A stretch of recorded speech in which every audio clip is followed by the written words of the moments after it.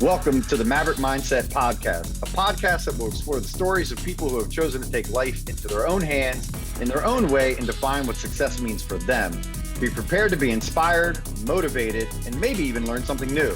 My name is Romeo Santos, and I'll be your host. This is the Maverick Mindset Podcast. Let's go. Welcome back to the show. My name is Romeo Santos. You can find me at Red Anchor Properties on both Facebook and Instagram. I also want to give a special shout out to Boo Dixon for our awesome intro music. Thank you very much, Boo. I am very, very, very excited to introduce all of you to our special guest today, a man that I have known for many years and grown to love. His name is Marcus Bradley Donovan. Marcus is a lifelong hospitality pro who spent 23 years cooking and became a head chef at the ripe young age of 24 years old. After spending 16 years as a head chef, an unforeseen injury caused him to change direction and move into what has now become his second true love, producing podcasts and starring in his own podcast, the District of Misfits Show, formerly known as DC as Fuck. And welcome, Marcus Bradley Donovan. How are you, brother? It's been a while, man. Good. I'm always good, man. It's good to see you again. It's been a long time. It's been a long time, man. It's been a wild ride. Yeah. So we are, you are helping me actually with this endeavor of Maverick Mindset Podcast. So thank you very much for your love and your support through that, which I think is probably a good segue into a little bit more about what you're doing now in the podcast world. Please share some of that with us and where everybody can find you. Well, first of all, let me get it out of the way. Marcus Bradley Donovan, better known, my superhero name is the Pasteurized Chef. I am also, you can find me at CrushingDC.com and CrushingDC against all social medias, Pasteurized Chef on all social medias. And my show, the District of Misfits Show, it can be on, that's our website as well.com, and on all social medias. We try to keep it simple. But I started doing podcasting with a company called 111 Massive about, I don't know, seven years ago, 5, 6, 7. It's been a while. About the same time I was working with you, I started doing this endeavor with a friend of mine, Molly Rulin, who now owns Hardcast Media. So funny story. We were actually in her kitchen drinking a bottle of Jameson, trying to come up with some ideas because I wanted to do. She owned the brand DC as Fuck, and I wanted to do a show called DC as Fuck, an interview, basically a similar show like this, but it ended up turning into a drinking show with a podcast problem. So I ended up helping her. I helped her start her media company, and we were doing a lot of podcasts. We started doing other people, and I was a lot behind the scenes. And then eventually she was like, "Hey, remember that show you want to do? Why don't you start the DC as Fuck show?" And then that's just how it happened. And it was awesome because we were on T Street. And if you're familiar with Washington, D.C., it's right across the street from the Howard Theater. It's where our studio was. So it was really fun to show up, look at the Howard Theater, and then walk across the street and actually produce some shows. And we produced some wild, ridiculous, over-the-top shows. Like we created a game called the Game of Fuckery, which was ridiculous. And it's very humbling to go back and watch some of these shows. Where we've come from and where we are now, it's like night and day. So it's fun. And then, like you were saying, I was in the kitchen for a long time. So that was like my side project. And then I had my injury, which I hope we talk about, which for sure, in the kitchen. So I had a TBI, which is a traumatic brain injury, forced me out of the kitchen. And then, so here I was on disability for a year, had nothing to do but time to think about my next move because I knew I wasn't going back into the kitchens. I just physically, mentally couldn't do it. My anxiety for it. My mental health was already shot. After 26 years in the industry, I can't do it anymore. It's like, it's a young man's game and my brain just couldn't handle it. And I couldn't deal with the bullshit anymore. So I was like, what do I want to do? My first love before I became a cook, I wanted to go into communications, into radio. And I was even a house DJ and I wanted to go into that. But then like I needed a summer job. Started washing dishes at 14. So I was like, I just go back to the restaurant and like wash dishes or cook, make salads. And I started off as a dishwasher. And then by like midsummer, I was making Caesar salads and frying. And then, 7 years later, became a head chef of a restaurant. So it was really, really a fun ride. So where are you from originally? I'm from right outside of Rehoboth Beach, Delaware. Okay. I say Rehoboth because nobody knows Georgetown, Delaware. I know Georgetown. Well, you have to drive through it to get there, but it's much Right. easier to say Rehoboth Beach. Like, Right. I was traveling a lot. If I say Rehoboth Beach, or I would say Delaware, they'd be like, "What state is that?" And I just ended up saying Washington D.C. So it's just like, oh, what the fuck? I mean, your education system is ridiculous. Yeah, public education at its best, right? Man, it was sad. So yeah. All right. So what was it like growing up in Georgetown, Delaware, for those who don't know much about Delaware or even the beach scene down there? Well, it's in the middle of the county, so it was like, all right. So if you go east, it's the beach, and the beach was more like, it's not a big city by any means. It's not even a city. It's a big town. But everybody from like DC, Baltimore, Philly go down there. So there is a lot of city folks there. And a lot of people from Jersey started moving down there because it was cheaper than living in New York and New Jersey. But then on the west side of where I was, because we were right in the middle of the county. So the west side was a bunch of fucking hicks, rednecks, the country boys. So it's just like, I learned a lot. I drank a lot of Jack Daniels by a fire pit, listening to Hank Williams and shit like that. Okay. So I learned, I mean, they all went hunting. I don't like to sit in the woods with piss all over me, deer piss all over me in the cold. So I'm like, I'm not doing shit like that. So, and then I had all my beach friends. So I was like right in the middle. So I had multiple like sectors of friends. So I think that shaped me in a lot of ways, because I saw a lot of people for who they were and the different types of people. So then once I found my niche in the beach area, it just kind of became a thing. And from there, I wanted bigger beaches. So then I moved to Ocean City, and then so on. And then I just started traveling. I had a girlfriend and she went to school in North Carolina. So I was like, fuck it. I want to get out of Delaware. I'm 18 at the time. So moved to North Carolina. She went to school at Elon. So if you're familiar with that, it's in between Greensboro and Raleigh. So we were able to go party. I mean, we were college kids. I mean, I wasn't. I went to college for a year and a half and realized I hated it. And I enjoyed cooking because at the time I was cooking. So I was like, well, I can eat, work, and travel because everybody always has to eat. So I always know I have a job in that industry. And I enjoyed it. I was really good at it. So then I was living there, but it was in the middle of fucking nowhere. Like it just kind of sucked. And I found myself back in with a bunch of like country people. And I'm like, I don't like this. So I was going to go to Myrtle Beach, but I made a stop in Wilmington, North Carolina first. And it was just like a big Rehoboth. And I just fell in love with it. Spent a couple years there. And I ended up moving back to DC after Wilmington, and just kept traveling. I went to New Orleans. I went back to Wilmington. So I've been up and down the East Coast. I mean, I really go and live anywhere else besides the East Coast and the South. Okay. And you were chefing in all these areas? All the way through. I mean, that's how I ate, They don't pay line cooks much. So my to-go boxes were very heavy. Right. Family meal. All right. So was Wilmington your favorite place out of all those places, or do you have another favorite? No, New Orleans by far. New Orleans. Okay. I try to go back at least once a year. I still have a few friends that I do. I have my routines. I go down there to see my friend Tara, who was a cook with me in New Orleans. We worked for Susan Spicer, who's a pretty renowned female, or I shouldn't say female chef, one of the top chefs in the world. I mean, 1991, I think she was the best new chef in the world. So, and she's actually her character. If you've ever seen the show Treme, the female chef they have there, the blonde, that is supposed to be Susan Spicer. So, oh, interesting. I did not know that. I mean, I was 22 in New Orleans, so that was my worries was 22 in New Orleans. You were probably getting in lots of trouble. Ooh. The worst was my laundromat was a bar, so we would go. There's a place called Igor's, a place called Checkpoint Charlie's. Igor's was on St. Charles Street, which turns into Bourbon Street. We would walk like 5 blocks to get there, our clothes, and trash bags and shit.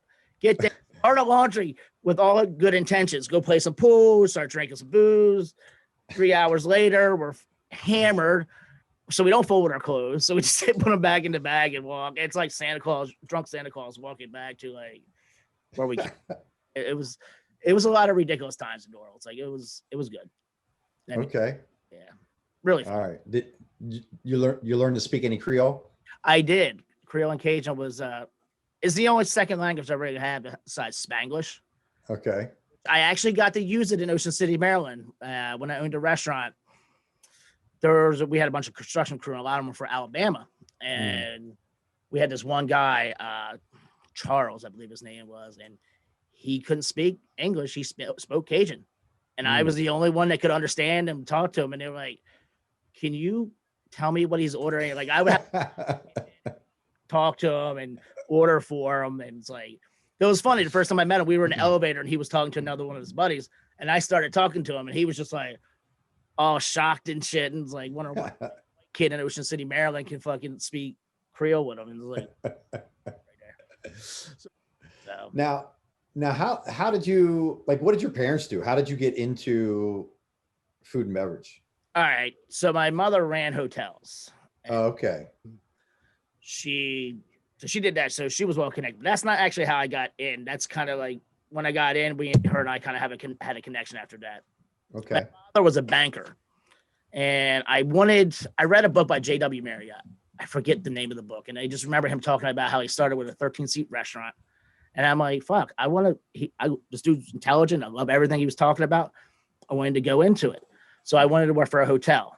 And my father bankrolled somebody, and not through him, but through the bank in Ocean City. It was the Fenwick Inn Hotel. It was called Jordan's Rooftop. Yeah. Okay. He helped start Al, who was a black business owner, but nobody back in the 80s would give him a loan, So, but my father, he's like, fuck it. Yeah. You're a good man. You're a good. I mean, he saw him for what he was. He didn't see him for what, that bullshit back then was. And dealing with money, like me and my father talk about, like when my father was a banker, he never talked about it. But now that he's retired, he's kind of like letting loose a little bit. So he's like, oh yeah. He's talking about the regulations and what the bank people tell him to do. And he never really followed the rules. He's the man who trained me. So it's like, so when I wanted to go back to what your question, when I wanted to go into the industry, he talked to Al brought me in, and my thought was I was going to wash dishes and then get into the hotel, work at the front desk, and kind of get my way into management eventually in 5 years. But the cooking bug hit me, and I was like, I don't want to get out. This is what I want. Well, I mean, obviously you and I have that in common because we met in hospitality, and I think we talk about this all the time, that like hospitality is amazing for so many reasons. And at the same time, it's a young man's game, right? But it's like, when I talk to people about hospitality, it's like, hospitality it's almost like a drug, right? Like it pulls you in with all these amazing things, but then if you're in it a little too long, you can almost start to feel strung out, right? That's how I was at the end. Like for the last year or two, my mental health was shit. And like, I was not a good cook. I wasn't a good manager. I didn't want to be there. I didn't want to work 19 hours a day, 15 hours a day. Like, and I realized my back hurt, my feet hurt, and I was making great money, but I was sleeping or passed out the time that I didn't have the work, and it was miserable. And it wasn't a good way to live. Yeah. And you were always at the family events, and you always had Saturday and Sunday off too, right? Yeah. Awesome. Yeah. Yeah.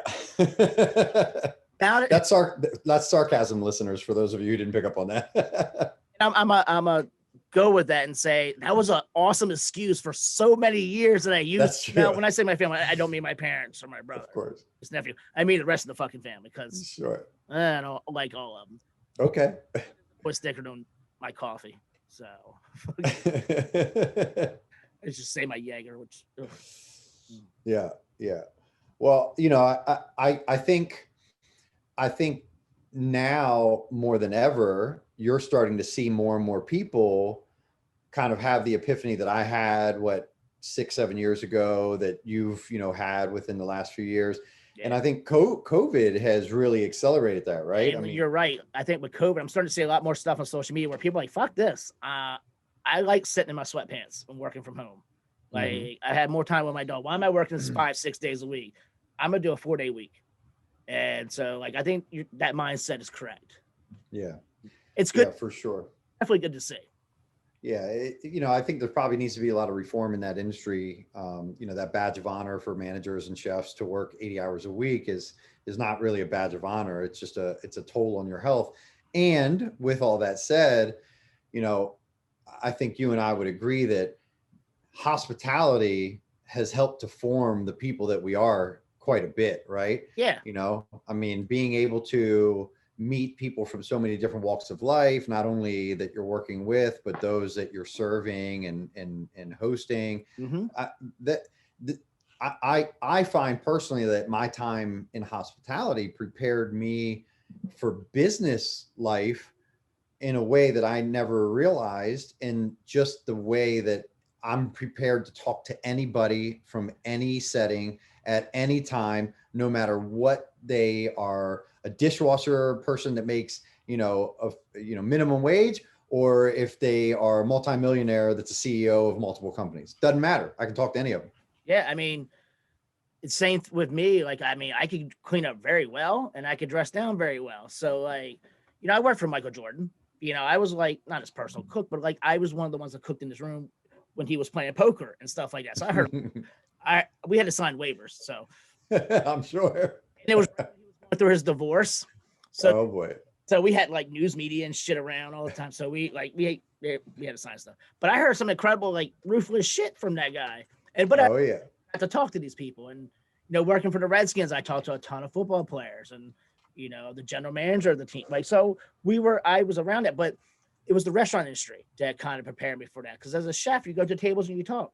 And I worked on a lot of high-end places, so I was talking to high-end people. Mm-hmm. And, I didn't like public speaking, but now, but I had a staff of like 30 that I had to talk to when I was like 27, 26. And I had to like get over those fears. Now I get on a podcast and I talk to thousands of people and I'm like, I don't have anything to say. I'm just going to start talking, so it's because of the restaurant industry that kind of beat it in my head. But you're right with the badge of honor thing. Yeah. Like, that was like, I fed off that. Like you were saying, it was a drug. Like I fed off, like I can outwork anybody. I am better than anybody. But it was the same mindset from other chefs that I hated because it was like cutthroat and it wasn't fun anymore. And it just kind of sucked. Like I remember when I saw you were like, I'm done. I'm burnt. I can't do this anymore. And I'm like, come on, Romeo, you're awesome at your job. Don't leave us. Because I was selfish and didn't want you to leave. But two, I didn't think that could happen. Like I couldn't imagine. We had a great team. It was like we had a great team that was getting shot in the foot by the management that we were working for. So I mean, between you, me, Teddy, Maria, and we had a solid team. Unfortunately, the Lowe's company fucked us over. All right. That's my one. Yeah. So, well, I think the issue there was that we all had maverick mindsets, right? Like we're a little bit different. We like to do things our own way. We know we have instincts on how things should be or could be done. And taking us and placing us into a corporate setting with amateur was a ticking time bomb waiting to happen. Yeah. That wasn't going to be good. That was not going to end well regardless. And it didn't end well. Yeah. Yeah. I mean, Teddy, who was one of my mentors, Teddy Folkman, I just saw it was soul crushing for him. I saw Maria, who's as stubborn as they come, not jumping off the ship. Right. It just got to the point where I was just like, once we got a new general manager at the hotel, I was just like, this is going to be even more corporate. I'm like, I'm just going to jump now. Like, I didn't want to get fired, honestly, because I knew I was going to get fired if I stayed, because I talked back to the guy. I mean, I didn't talk like fuck you, but I was just like, I'm not wearing a hat, dude.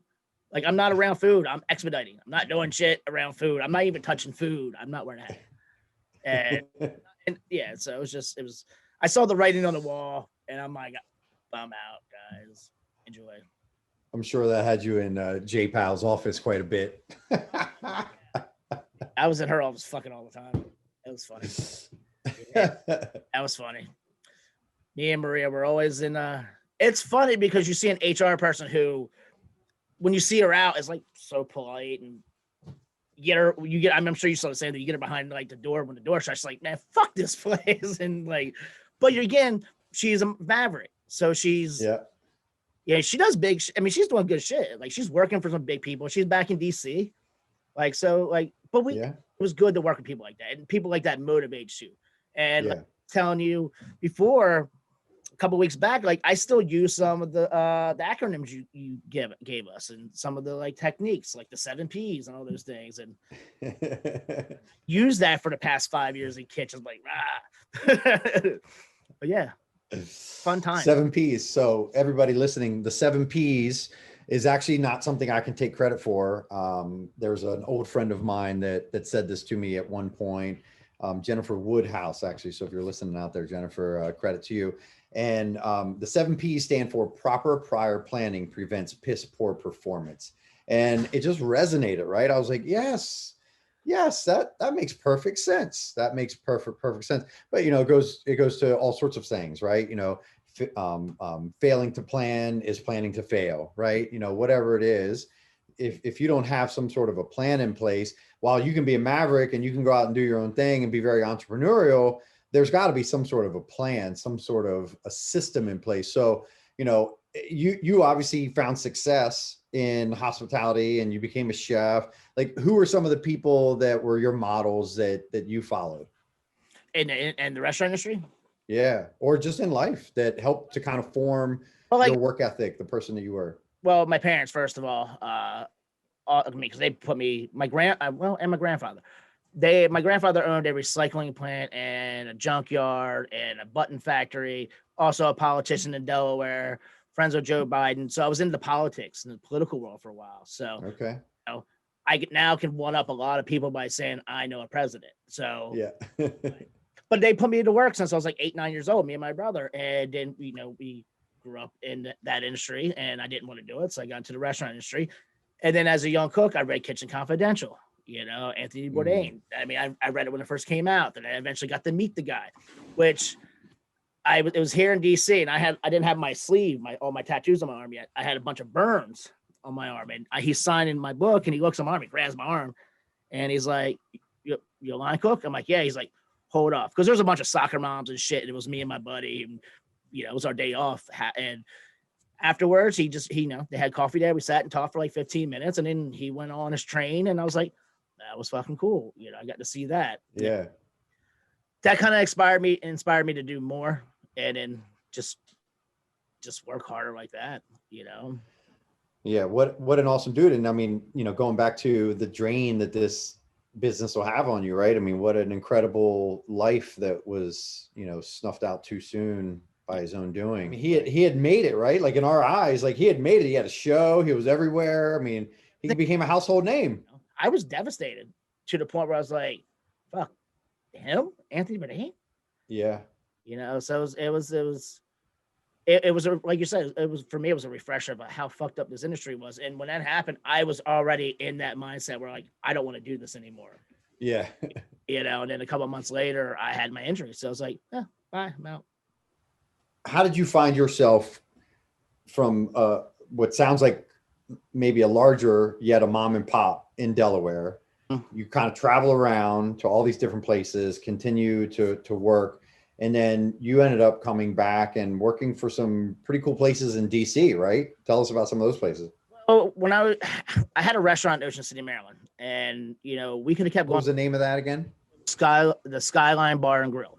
Okay. We had that for 2 seasons. The winter was brutal, and it was it was like 2012. So like time sucked. So nobody had money. Nobody was really going on vacation, and we could have survived another 2 years for what we had.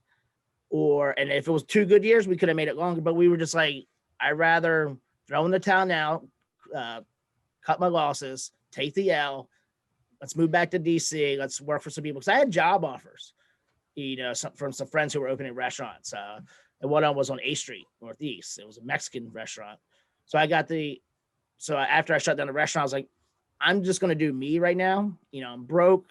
And I'm not rock bottom, but I'm pretty close because everything I had was in the restaurant. So, I was kind of devastated a little bit. Like I never lost in the restaurant industry. I was always successful. And then I finally I got humbled. Like I thought I knew 90% of the business. I realized I knew maybe 45% of the business. So I basically, with the money I spent, I'm like, oh, I just sent myself to college. about the restaurant industry and about life. And so I had to change my mindset.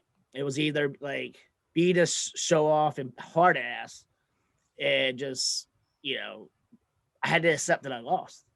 So I was like, I can either be miserable and stay here at the bottom, or I can get back on that fucking horse and change my life and do what's best for me. And like, all right, that was a chapter in my life. Now it's time to start another one. So coming back to DC, I had to change my mindset. I realized that I didn't want to be stuck in like one restaurant. So I worked for multiple people. I came back. That's when I met Teddy Folkman, who had Granville Moore's, which was very successful. I started with Eric Bruner Yang with Toki Underground. Yeah.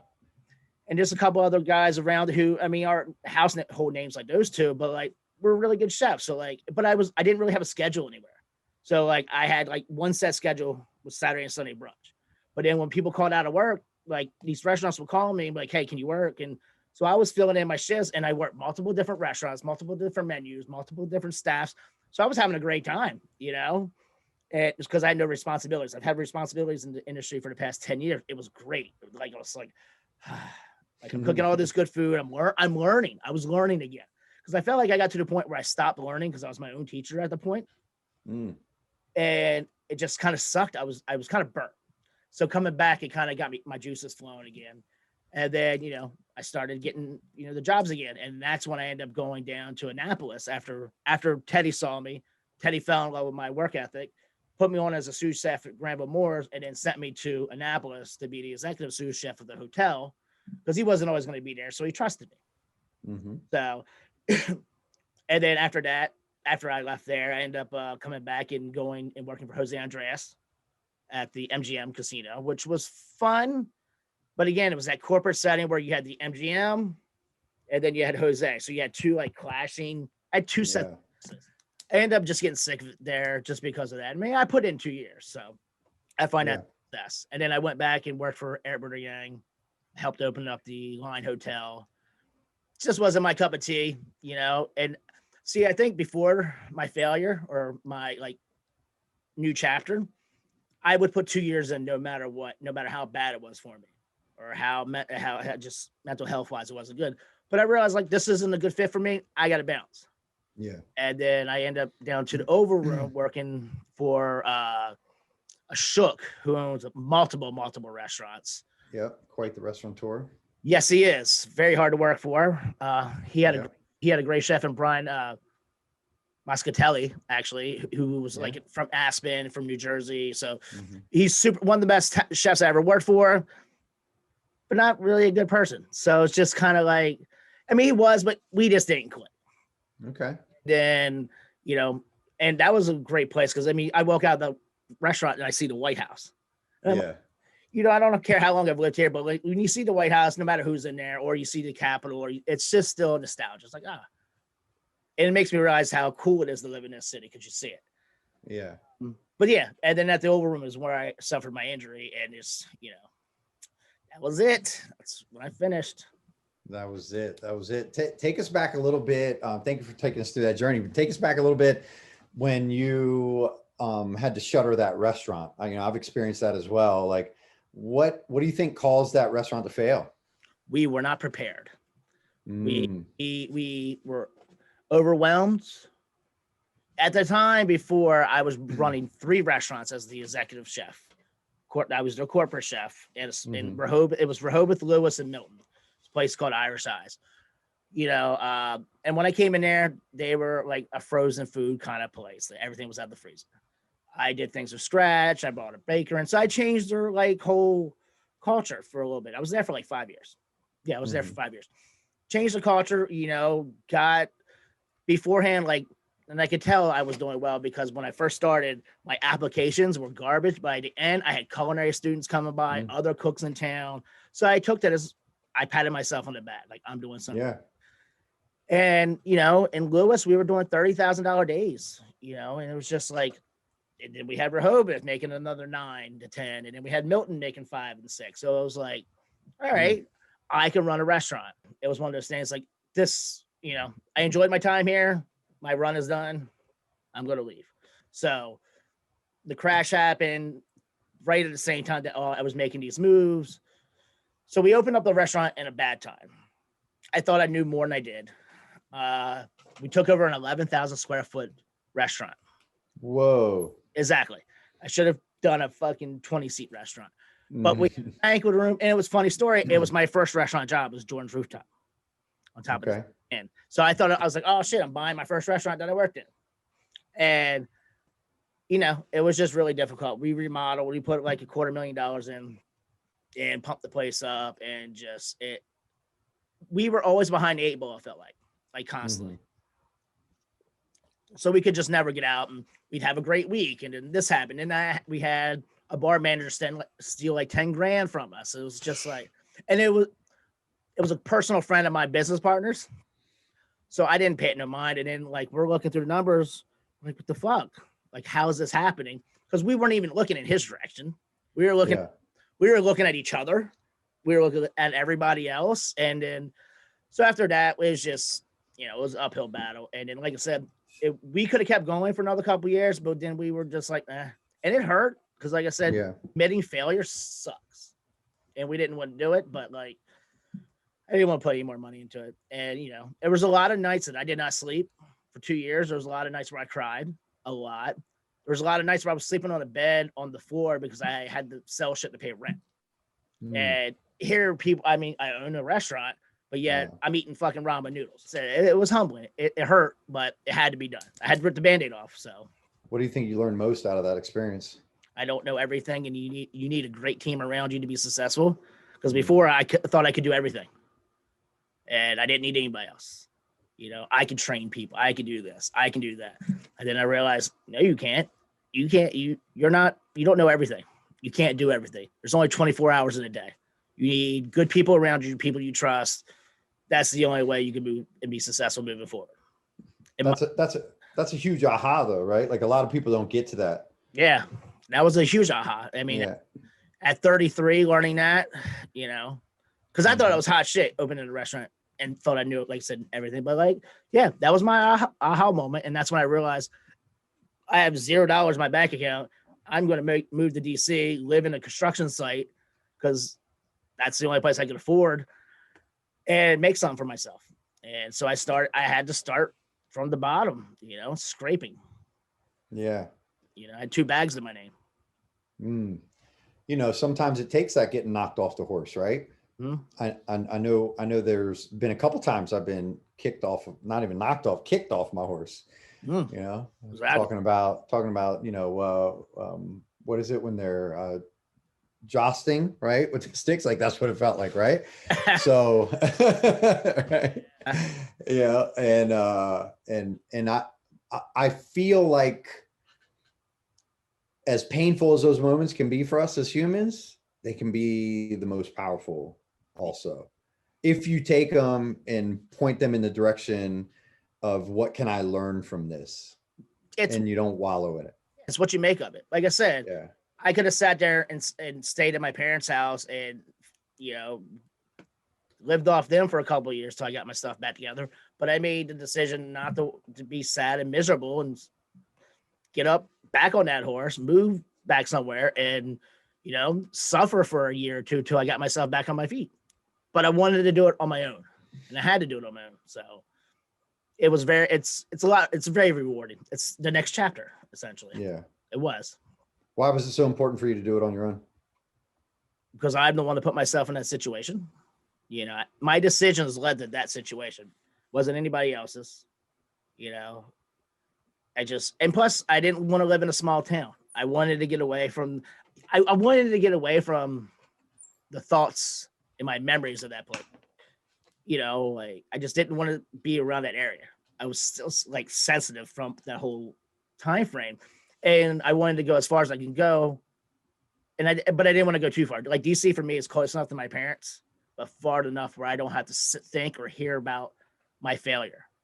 And that's how I looked at it at the time. Like now I'm fine with it. Like, I'm like, oh, that's where my restaurant was. I can certainly understand that. You know, when I first kind of, one of my mentors, a gentleman named Mark Weiss. I know. Yeah. Mark Weiss. Yeah. You know, Mark from the Lowe's, right? He saw something in me before I saw something in me. Right. Yeah. You know, and he gave me a lot of opportunities, and he gave me enough rope to do what I needed to without completely hanging myself. And I respected him and loved him so much for that, and still do, right? Still do. And he had this restaurant, beautiful restaurant concept, probably just a really bad name, but anyways, called a Gwen, spelled again with 2 N's, right? It's a Gaelic term. And if you look up the Gaelic term, it's like inside us, come with us. So it's all kind of like weird, right? But yeah, he's a New Zealand guy and New York guy, and just very smart guy. So I met him in Rockville. I was bartending at a place called Timpano Italian Chop House, right? And I was in the thick of just living my best, my best undisciplined, ridiculous nonsense life as a bartender at Timpano's, right? Up till 4 a.m. doing all sorts of nonsense with friends and sleeping until 10, and still being young enough that I would have to go out for a 3-mile run to sweat it all out so I could do it all over again the next day, right? And he finds me and he takes me into to his restaurant, ends up making me a GM over time, like a short period of time. That restaurant fails. That wasn't so painful. But then, we come back down to DC where he had his first restaurant. I end up taking over as a managing partner.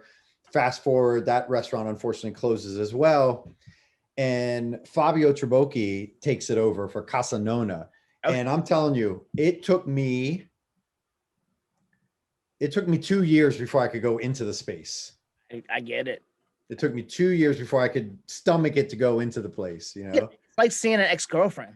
Yeah, exactly. I don't like that guy. Fuck that guy. Like, I don't want to see him.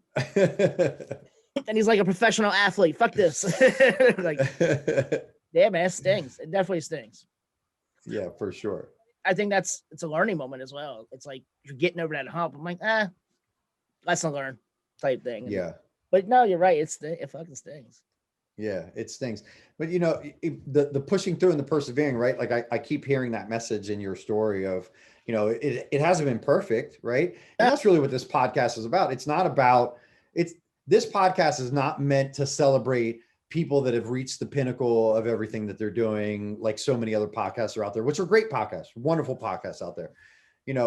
For me, the idea of this podcast is exactly this type of conversation. Like, tell me about the things that kicked you in the face that you were able to rebound from and continue to push forward and find a way to be happy in yourself, which brings us to where you are now, right? So you finally are like, I've had it with restaurants, and then you have this injury that kind of like puts the stamp on it, like, yep, you're done, brother.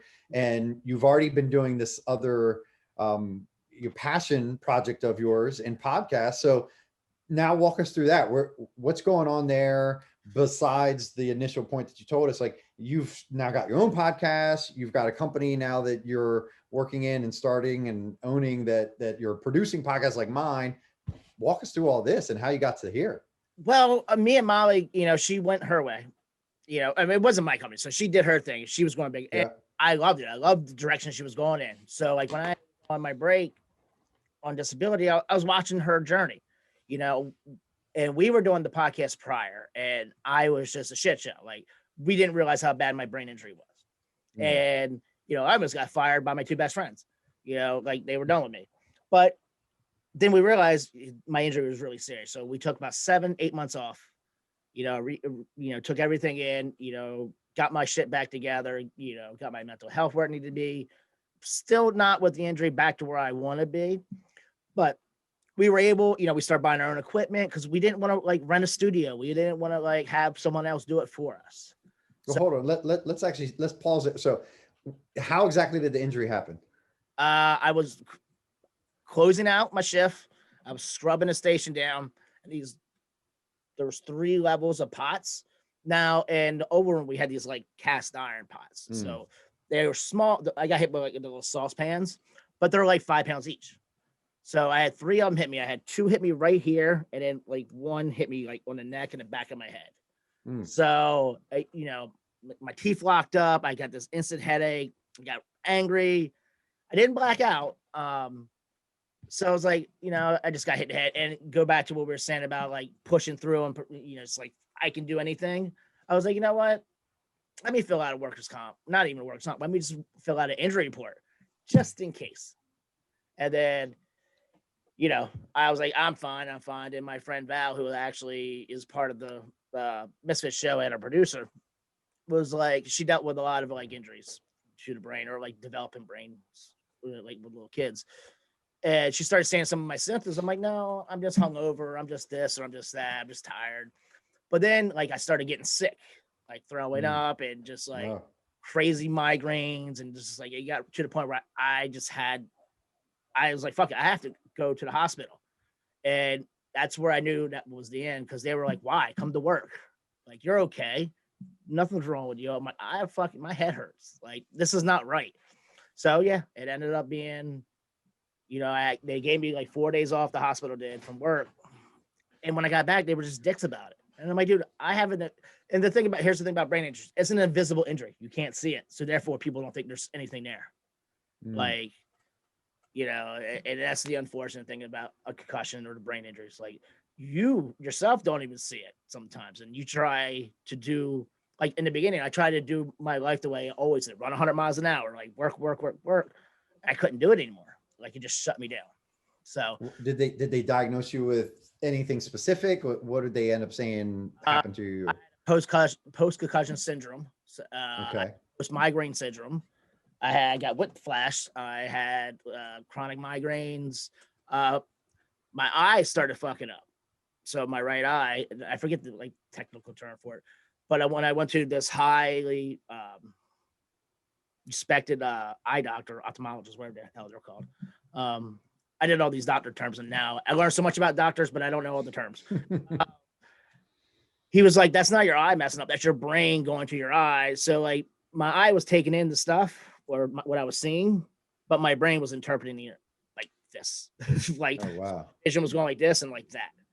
So I had to do, I was going to physical therapy, OT, vision therapy, speech therapy, mood behavioral therapy.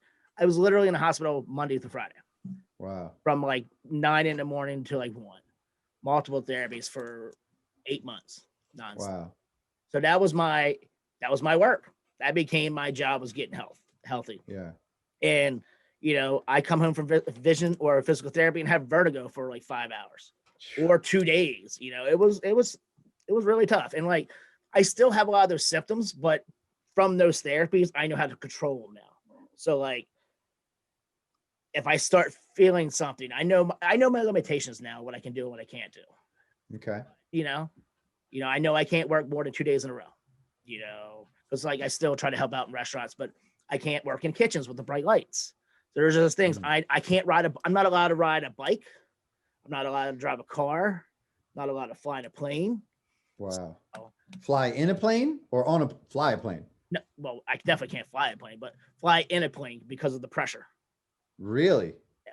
So, now I might try it, like a short trip, but like during that, and like, but my doctor's like, you don't drive. It's overstimulating.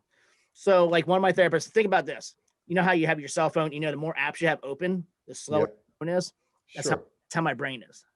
So the more things like driving the car, looking, driving, radio, turn signal, all that overstimulates. I get hot. I get motion sickness and all that, you know, so it's a bad situation to be in. And I blacked out driving, meaning like I lost hours of time. Like I was driving to a doctor's appointment. Next thing I remember, driving back, and I lost 5 hours in between.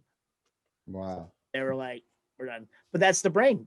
When the brain shuts down, the brain shuts down. You're done. You know, so. Wow. Yeah. So I've had to overcome that chapter of my life as well. So, you know, and that's the thing with restaurants. You know how you have that second one and third one, you just keep going. Sure. When you have a head injury, you don't have a second one anymore. You have your 4 to 6 hours and that's it. So like when I was going out, like, so if I had an appointment, I had to put in an hour to go wherever I had to go, 2 hours to do it, and then an hour to get home. So I had to put that in my schedule, like my travel. So it was a pretty rough there for about 6 months. You know, that sounds pretty crazy. You know, I feel like now brain injuries are talked about more, but still Not it seems to me like not as much as they should be. invisible injury. It's the invisible injury. Like people, like Yeah. you can see a broken bone, you can see a broken hand, you can't see a broken head. You Hmm. know. And I will say, one of my biggest things that actually helped me was at my 6-point month when it was another aha moment for me of how to take care of myself. I started going to therapy groups, and I started being like, I don't want to say like the lead, but I was the farthest in the group of like injuries. So to be able to tell people my experience about how it gets better, and this is the techniques that I use, because honestly, being a chef and using my prep list and my dry erase boards helped me with everyday stuff. Because like I always had a notepad at me when I was a chef, I write all my recipes in.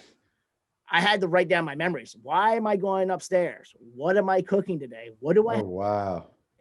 So yeah, like I still have to, I still have to do those things, but now I'm 2 years in, and I've talked to people who like 9 years later still have concussion issues, so I'm hoping, I feel like I'm going to live with somewhat of this for the rest of my life. Yeah. It's about me managing it now, and that's part of like when the restaurant shut down in Ocean City, what was I going to do? So you have to change with, I hate to say the new normal, but that was the phrase we used before the quarantine and like our therapies. This is your new normal. You're no longer the chef who can work up 50 hours a week. You're Marcus, who needs to take care of his mental health and health. So, but once, like I said, I had a whole year and a half to think about my next move. So. All right. Wow. Thanks for sharing all that with us. Yeah. That sounds scary. I mean, who would think that, granted, I'm sure 5 pounds, you get hit in the head with 5 pounds, but who would think a few pots falling off would do this? I'm sure you didn't. And yeah, I didn't. It ended up being 20 pounds, and it just, it just sucks. It sucked, but it made me stop and realize I wasn't happy with where I was going. So I had to start a new chapter, so then, answer your original question. That's when I decided to form back up with Crush and Boo and Valerie Torres and take that District of Misfits to the DC as Fuck show that we created that people love. And we had thousands of followers, and listeners. So it was like, how can I make this into my new passion project, into my new love? And how can I do things? Like, I like being in front of a camera. I like talking. So I'm like, I'm a big fan of like, if you want to create a platform, or if you want to be heard, you have to create your own platform. So I was like, fuck, let's just create a platform. Go to social media. Let's buy some stuff. I knew I was getting a settlement. So I'm like, I can build a studio. I can buy all this equipment and we can do our own thing because we're already doing it. Boo's a musician. He makes music. He's in the public eye. Val already does what she's doing. She's in the public eye. She knows a ton of people. Between my two business partners, they know everybody in the city, I feel like. So it's like, if we need a guest, one of them knows that person, So I just sat back and kind of like, that goes back to like knowing I couldn't do it all by myself. Yeah. So we all have our jobs, and it's so we started doing the Misfits, started doing the show again. And then over this summer, we built a brand new studio, we call it like our to-go studio because we were going to bars and restaurants. Okay. The premise of DC as Fuck show was getting drunk with your friends at a bar and just talk. Because like I was sitting there a couple years back, and how you had this great conversation, like, man, I wish I recorded it. So I was like, I'm going to start recording it. And that's what we started. Great idea. Love it. So we started doing it. And now we're like 2 to 3 years into a couple hundred episodes. Wow. Well, over 100 episodes. And like when I talk to people who like, I don't expect this, who watch the show, they're like, you guys are funny as fuck. And it helps that we worked together for so long. And we're just talking shit to each other. So our are so like seamless. It's like really, we fuck up during the show. Like we mess up this, we mess it up, but we just laugh and just keep moving. Fun. So that just translated in us like wanting to do more things together. Okay. And after, we built the studio, like that was our main focus. And then my good friend again, Molly, who owned DC as Fuck, decided she's going to work off her laptop and move to Costa Rica. And she's like, I want to sell DC. Nice. Yeah. She's like, I want to sell DC as Fuck. And I wasn't even thinking about it. And then like Val was like, should we ask Molly about it? I'm like, I don't know if I really want to do all that. And then we, as a partnership, we had to ask Boo. And he's like, fuck yeah, let's do it. I'm like, all right, I guess we're doing this thing. So we called her and was like, hey, we would like to talk to you. Because she wanted to give it to somebody local, somebody who would rep it right. Sure. So, we talked to her, we had a meeting, and, we were just like, listen, we've been there since the beginning. Who else can rock it better than us? And so, she made the decision to, give it. She gave it to her friends, essentially. I mean, okay. And give it to her. We had to pay for it. But right. And Boo already owned Crushing Apparel. So we were like, right, we're starting this company. What are we going to name it? So we kind of wanted to get away from the DC as fuck. We took the DC and we took the Crushing and then made CrushingDC, which is, PG. You can sell it. Yep. It's a really good logo. So all of a sudden we were a clothing brand and a podcast studio. So we're like, oh shit, we have two companies now. So from going from nothing to one to two all of a sudden over the pandemic, mind you. So we built a website this summer, e-commerce, Crushing. Yeah, go ahead. Let's see the kid. Hi. I'm sorry, everybody. We apologize for this unplanned interruption, yet it is such a cute one. This is my daughter, Daniela. Hi, Daniela. Can you say hello? Can you say hello to the Maverick Nation? Hello. She's adorable. She's going to be a Maverick someday. Oh, she already is. This one already is. Already work. Yes. You going? You're so hungry? Okay. So she'll let you know. She's so hungry. She loves daddy's cooking too. So I took something good out of hospitality, right? All right. So you guys, because I was going to ask you, I'm like, all right, so you had a show. What made you decide that you want to start producing shows as well? And it was basically buying DC as fuck, and that was already a production company. Well, prior to buying DC as fuck, our main goal was going to be producing podcasts. And Boo would do his spinoff, Val would do a spinoff, I would do a spinoff. And then we built the studio. I mean, my roommate who does construction and whatnot built the studio with Boo's help. And then me and Val did a lot of the interior things. So I learned a lot of more things that I really wanted to learn this summer. Okay. And studio wise, so we the summer came, we were in talks with DC as fuck. We already planned on building the studio. I got some money in from the settlement.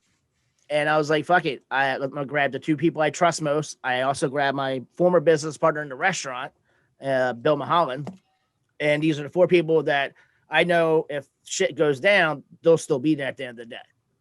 And so we created two businesses and, they go hand in hand. We're our own marketing team. Like if we want to promote a clothing line, we have podcasts, we can make commercials, we have multiple streams on social media. So it's like, I sent you my information. I got like 8 different social medias, or not really 8, so like 4, but like, it's building that platform for yourself, and eventually, I want to do bigger things. I mean, this isn't the only thing. Like this is the next step to the next step. What's the next step? Obviously I want the clothing company to just like sell itself. Like we have the website, CrushingDC.com. And what are you guys making? What are we making? We're making t-shirts, coats, hats, like anything apparel. Okay. Like fucking all types of new stuff. Like we're constantly coming up with new designs. Like we just came up with a new design, Jolly as fuck, for Christmas. Jolly as fuck. Okay. We've also I missed that somehow for a second until you said Christmas. come out with DCAF, with the Black Pride hand. Like we've come up. Okay.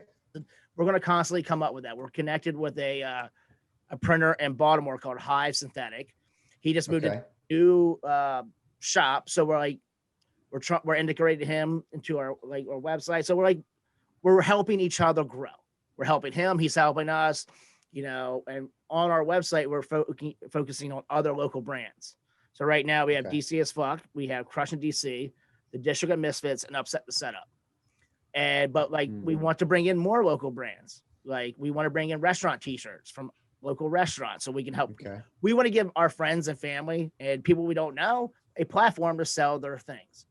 And a community, it sounds like. Yeah. I mean, because if we all support each other and uplift each other, we all make it. You know, it's not about just me or you. It's about all of us making it together. You know, like you came to me a couple years ago. I wasn't ready. You came to me recently. I'm like, I got you. I want to support this. I want to see either way it was with me or someone else. I want to see you do this.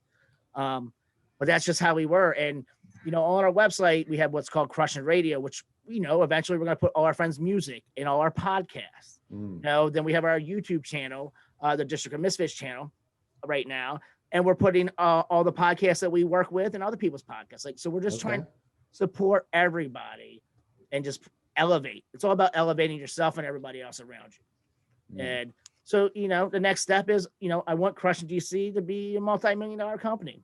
I want my media company to be bought by CBS, you know, so it's like, you know, keep pushing and keep moving and bringing. I mean, I can't wait for the world to open back up so we can actually do more things for people and promote more restaurants and bars, local clothing shops, and anybody around us who, if they're local, doing good things. I love that. I love that. You know what I love about this meeting of this being recorded is that in 5 years, we're going to be able to go back and find out whether or not some of those things have come true, like CBS buying your production company. But yeah, it'd be nice in 5 years. And that's kind of what I think too. Like, man, remember when we were in a shed? You know, I mean, it's a nice shed, but, you know, CBS is buying us. It's a big dude, you know, and it's just stuff like that. Like, it's the whole, like, remember Bill Gates started in the garage type shit, you know? So it's like, yeah, it is what you make it, and it's how hard you work. And you know, I'm in the studio shit most of the day and most of the night. Like, I go to bed at 3, 4, 5 o'clock pretty much every night, not because I'm fucking off, it's because we're doing shit. And then the next thing I woke up, I'm like, God, I gotta go to bed. Oh, I gotta wake up in a few hours. So it's just like, but it's I'm not stressed. Like, I want to do this. Like, it's fun. Like, for me, this is fun. Like, I get to produce things that I wanted to produce a long time ago. Like, before I went into the restaurant industry, this is the shit I wanted to do. And now I'm doing it. So for me, it's almost like full circle. It's awesome. Right. Where they say, find something that you love to do and you'll never work a day in your life. Yep. And that's what it is. You know, my only stress is because I want to sell more things. I want to produce more things, you know, and like a friend of mine bought something and I can see when people buy something, I can see it. So I saw a friend bought stuff and I'm like, oh, thank you so much for buying this hoodie. She's like, no, you guys make me laugh and smile. I want to support you guys. And that goes from her watching the show. And then, you know, so it's like I said, it all works together. I'm like, oh, thank you. It means a lot. So that's awesome. It's good when, you know, people say that to us. And it's humbling at the same time with the show, I say. Because, like, before we closed down, like, we would be out at a bar, so and somebody like, oh, Val, you're that person on the show. And I'd be like, what? It's my the fuck. I've been on the show longer than she has. but it's nice to have people like just recognize us who don't know us first, but you get used to it. So, and one thing you gotta do is do not look at the YouTube comments. That's all I gotta say. Yeah, well, you know, I mean, I'm a big fan of Joe Rogan's podcast. I love the guests that he has and the format that he does, and I love that. He says that all the time. He says, you know, I don't read any of that shit. He's like, I'll go fucking crazy. He's like, I used to read it, but if I read that stuff, you know, because there's so many people trolling so much stuff out there, you know, people that just, unfortunately, they're not mavericks.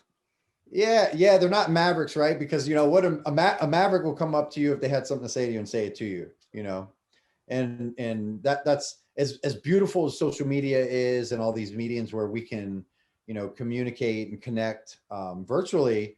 It's also, I think, started to create another subsection of community of people that are a lot bolder through that medium than they ever would be in person. Oh, it's the keyboard warriors. You can't get punched in the face through a monitor. I mean, no, and not that I'm condoning violence. The funny story. I posted a video recently. I've been feeling a bit more spiritual lately. So I've been posting videos like of things that I'm ingesting that I'm then trying to put back out into the universe. And so I've been doing videos on my personal social media, and one of my friends reshared it, and it was one night, like 11:30 at night. And I was very proud of myself because I think that Sarah and I had dinner and we had some wine. I might've had some whiskey afterwards. And And I read this comment. You would have been proud of me. I read this comment, and this guy goes, "How are you supposed to sell anything if you don't know what you're talking about, you big nosed bastard?" That's what I read, and I was just like, I'm not selling anything. Like, that's what I focused on. I didn't even care they call me a big nosed bastard, but I'm like, I'm not trying to sell anything here. So I responded to him. You would have been so proud of me. Hey man, God bless you. I wish you and your family a very happy holiday season. That hurts them more than anything. I'm telling you, like dude, I'm proud of you. Good job. No, he just sat back and was like, man, what the fuck? Yeah. Oh, he wanted to fight for sure. And I don't even know who the person is, but I was like, this is unusual. Yeah. And I've been doing a lot more videos, so I'm sure that stuff is starting to come. So it's a good that I'm doing it at this age and not my 30s, because I was a hot rod back then, boy. I mean, over the past few years, I've been banned by Facebook. I've been in a lot of Facebook like fights, and I got to the point where I didn't even care about the person. I just would be like, I'd say some foul shit, but it had nothing to do with the conversation we were having. And they were like, "What the fuck are you even talking about?" Oh no, I'm trolling myself now. Shit. I threw them off the smell. So it's just like they were like, they couldn't get lower than me. And it wasn't like I was insulting him. I just would say some weird shit. And they were like, I can't even talk to this guy. He's weird. So yeah, but now I'm just like, yeah, I don't feel like I don't get on there when I'm drunk. How about that? I don't look at Facebook. Yeah, good. Yeah, good point. It's hard, right? I mean, you're like attached to it all the time. You know, we've got these mini computers, and you have access to anything at any moment. That's when I go to Instagram or Twitter. So, do you do TikTok? I do. Well, I watch TikTok. I did a lot of marketing, and I know I've been slacking. I know we need to do it more for our company. But man, it's so addicting. I'm not gonna lie, I spent hours on there. I can spend 6 hours on there at a time. Yeah. It can be entertaining. You know, have you seen The Social Dilemma? No. What is it? Or heard about The Social Dilemma? So it's a documentary about how how like they like gear information to you. What's crazy is they know who you are before you even log in, right? So like I never had a TikTok, and I log in, and I guess I'm a 44-year-old male. I'm married, so maybe that's part of the demographic as well. At the beginning, when I first logged on, until I started liking other people and like seeking out other videos, every single video was some girl twerking to a song. No, you're right. And I was like, and I almost fell into the trap because again, I'm a 44-year-old man, right? And I'm like, oh wow, and then I was like, wait a minute, I'm getting stuck in this. I don't want to just see this. And so now I see like comedians and that makes a lot of sense. And also, all sorts of different stuff that actually is interesting. But you're right. Like, it's really cool, especially when people do like the voiceover and like it's somebody that shouldn't be, their face doesn't match that voice, and they're doing like a comedian's routine. It's hilarious. I love that stuff. It's one girl. I think she actually got a deal with somebody, but she would act like she was drunk on wine, but she was just reciting Trump. Oh my God. Oh, I think I know who you're talking about. Yeah. She does. Yeah. I have seen The Social Dilemma, and I thought you were talking about like a TikTok show, but like no. Got on. It was a bunch of like hot chicks, and now it's a bunch of food, comedian, political shit. So I didn't even think about that till that now. Yeah. It's wild. I mean, you know, it's crazy. And because I had just recently watched it, and so when I got on, that's why I like intentionally said, all right, I need to change who my avatar is, because they must know already that this is my avatar and technically what my avatar tends to like to do when they're on this platform. And I'm not really here for that, right? Number one, I don't have time for that. Number two, I don't want to get in trouble, right? My wife sees all those. I'll be in such big trouble. Oh shit, dude. It's like, yeah, it's ridiculous. And it's the thing, like growing up politically and like growing up and knowing the Bidens, like I grew up with Hunter. You know, I grew up with Bo. I knew this. Okay, wow. Well, every summer they would come down to Rehoboth to do like a summer jamboree and like do fundraisers. Okay. My grandfather and Biden were close. He spoke at his funeral. He spoke at like all the events he did. So like, you know, I got pictures of me with Joe when he had hair. You know, so it's kind of, you know, it was weird for me because now he's not really. I don't really have all the views he has. I mean, but that being said, you know, it's kind of hard for me like hearing people trash him. Like, you know, I never got into conversations with people like, oh, I know Joe, and he never in my fucking cousins, you know, so I just let people play it out. I didn't obviously get involved because maybe younger me would have, but now I'm just like, he is what he is. Yeah, well, that can be a whole nother episode that we can come back and do talking about politics. I don't know if it is because I've gotten older or, if maybe subconsciously it's because of, what I do professionally as a real estate professional, and I'm a public figure doing that as well. I just steer clear. Yeah. And yeah, I like to be as open-minded as possible. I may not agree with what you're saying. However, it is the United States and you should have the right to say what you want to say, even if it's infuriating or it makes no sense. I guess anybody could argue any point, right, on any given day, depending on what side you are. And yes, there are moralities of how we should be treating each other as humans. And I think for me, that's the basic level, like treat people like humans and do the right thing. And, I'm a capitalist, like, don't get me wrong. Yeah. But at the same time, capitalism shouldn't dwarf the important social needs of our society because we are as one, right? Like without each other, like it takes all of us. We're all we all have our place in the cog of the wheel of how the thing operates. And so if you take one of those cogs out, it may still run, but it's not going to run the same way that it should be running. I mean, you said it best. It's about treating people right. And, at the end of the day, I've steered clear of it as well. I mean, we talk about it sometimes on the show, but that's why I had Boo, because I let him do it. But he's well-versed in it. So he knows, he has what he wants to say, and he says it and says as well.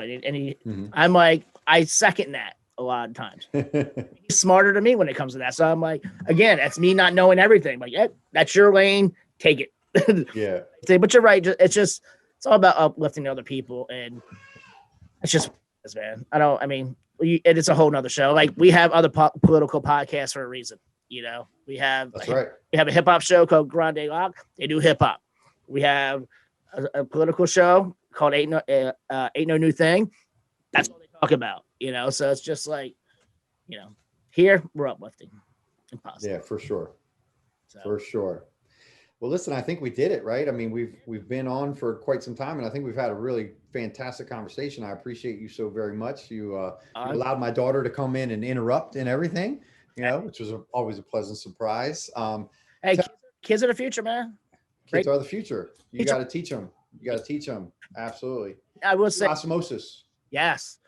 You asked me earlier about like who my guiding light was. It was my parents because at a young age, they taught me right. Like they taught me right. They didn't kind of like, they let me learn on my own, but at the same time, just be like, their golden rules, treat people fucking right. Don't be a dick.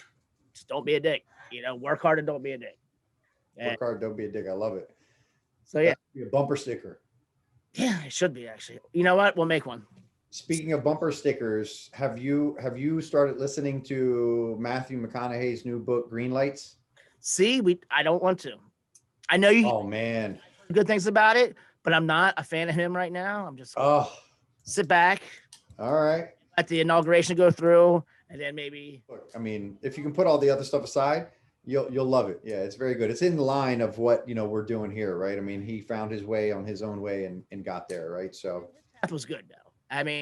Fantastic path. His story is very cool. It's a really cool story. You're right. Does he tell it in the book? Oh yes, he tells the story and not boastfully in any way, shape, or form. Very humbly. It's a good book. Well, he's a very humble person. So I'll take back what I said about him. Yeah, and he's a very good storyteller. Very, very good storyteller. Yeah. That line that made him famous, an accident. It wasn't. Oh, he talks about that specifically, like how that was an ad lib. Yeah, exactly. That's what I meant. Yeah, it wasn't in the script. Nope. Almost nothing that he did was in the script in that movie. Yeah, they did say they just let him show up. Yeah. Go. Yeah. Well, I guess that's what we're doing. We're just kind of winging. We're just going. That's right. Yeah. That's right. That's the best thing about these podcasts. Anybody can start one and get on and talk, and the public will tell us whether or not. And even if they don't, if you enjoy doing it, you can still do it. What's the best podcast you like? The ones that are just kind of free lived and just kind of. If you were to look at my podcast app, you would see, just entertaining podcasts like Slow Burn is super cool. Good. Yeah. Yeah. I love the one about Biggie. Like that was awesome. Heard that one. So Slow Burn was really good. That was season 2 was was Biggie. And then actually it might've been season 1. I apologize. I do enjoy Joe Rogan. I think he has great guests on there, and it's long. And so I don't know. I enjoy that. Long. So yeah, but I watch his in parts. I don't watch a whole lot of podcasts. I just listen to them because I'm always doing something, at the gym, in the car, wherever I might be going. Mm-hmm. And then I have all sorts of podcasts like, how to apartment syndicate, because I'm obviously, in real estate. So anything real estate related. Bigger Pockets podcast is another great one that talks about, real estate investing and just investing in general. They have Bigger Money is another spinoff there.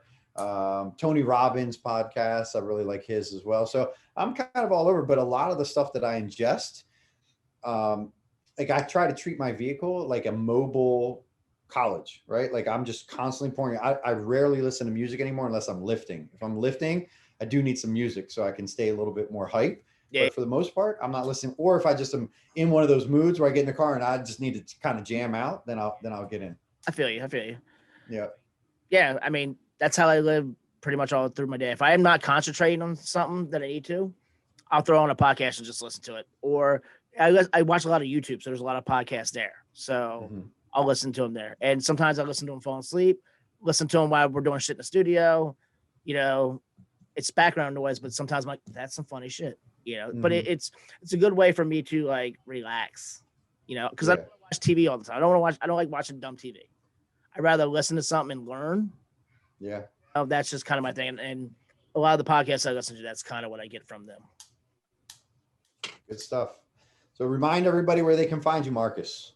You can find me at the Pasteurized Chef on all social medias, CrushingDC.com and CrushingDC on all social medias. And also the District of Misfits Show .com and on all social medias.